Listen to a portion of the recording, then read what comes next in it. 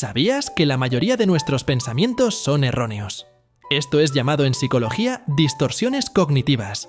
Son errores de pensamiento que puede tener nuestra mente al procesar las cosas que nos pasan, causando que veamos las situaciones de forma negativa, provocando que nos critiquemos, frustremos y tengamos emociones desagradables que nos detengan en nuestro crecimiento personal. Se solucionan aprendiendo a detectarlos, detenerlos y cambiarlos. Así que, de una vez por todas, detecta los tuyos para que puedas cambiarlos. Vamos a verlos. 1. Pensamiento de leer la mente. En este pensamiento, uno se anticipa a la lectura de las demás personas y creer que sabemos lo que están pensando sin tener pruebas. Por ejemplo, algunas frases como «Él piensa que soy poco atractiva». Otro ejemplo, «Seguramente está enojado conmigo porque no me regresó la llamada». 2. Pensamiento de adivinar el futuro. Este se basa en predecir los resultados de manera negativa, en situaciones que aún no han sucedido. Por ejemplo, si fallo en la entrevista, nunca podré entrar en la universidad. 3. Pensamiento de catastrofismo. Es imaginar el peor resultado posible en las situaciones o percibirlas como insoportables, que no podrás ser capaz de enfrentarlos. Por ejemplo, no soportaría que me dejaras. No podría vivir sin ti. 4. Pensamiento de maximizar y minimizar.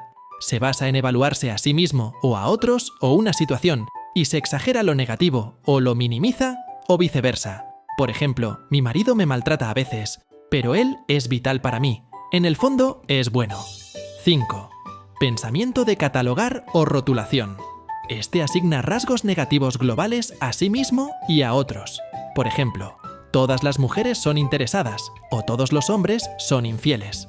6. Descalificar o dejar de lado todo lo positivo. En este tipo de pensamiento se considera de una manera poco razonable que las experiencias, logros o cualidades propios o ajenos no valen nada. Por ejemplo, el éxito que tuve fue fácil, pura suerte. Otro ejemplo es, ella me dijo que le gustó, seguramente porque no quiere herir mis sentimientos. 7. Filtro mental negativo. En este pensamiento se focaliza exclusivamente en los detalles negativos y raramente los positivos. Por ejemplo, cuando hablo en público, me turbo, signo de mi fobia social. Pero desconoces que hubo momentos magistrales en tu discurso, por enfocarte en los momentos malos. 8. Sobregeneralización negativos. En este, percibes un patrón global de negatividad a partir de un simple y único incidente. O llegas a una conclusión negativa. Por ejemplo, no pasé la entrevista laboral. Eso quiere decir que nunca podré trabajar en ninguna parte. 9. Pensamiento dicotómico. También conocido como el pensamiento blanco o negro, sin matices grises. Es el del todo o nada. Estás conmigo o contra mí. Solamente ve las situaciones en dos categorías en lugar de considerar todo una gama de posibilidades intermedias. Por ejemplo, si no soy el mejor de mi clase, soy mediocre. 10. Pensamiento de debo o tengo que. Este interpreta los eventos en cómo deberían ser las cosas, no en cómo ya son las cosas. Por ejemplo, debo ser el mejor a como de lugar, o debería ser más disciplinado, si no voy a ser débil, o tengo que conseguir novio si quiero ser feliz. 11. Pensamiento de personalización. En este tipo de pensar se pueden mezclar la culpa y la paranoia de la persona.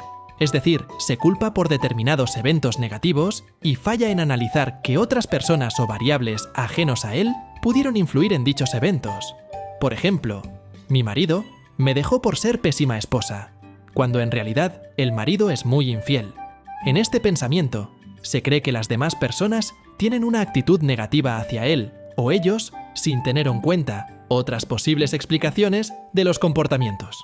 Otro ejemplo, mi jefe está indiferente conmigo, seguramente hice algo que no le gusta, pero en realidad lo que sucede es que simplemente el jefe amaneció de mal humor, porque no durmió bien.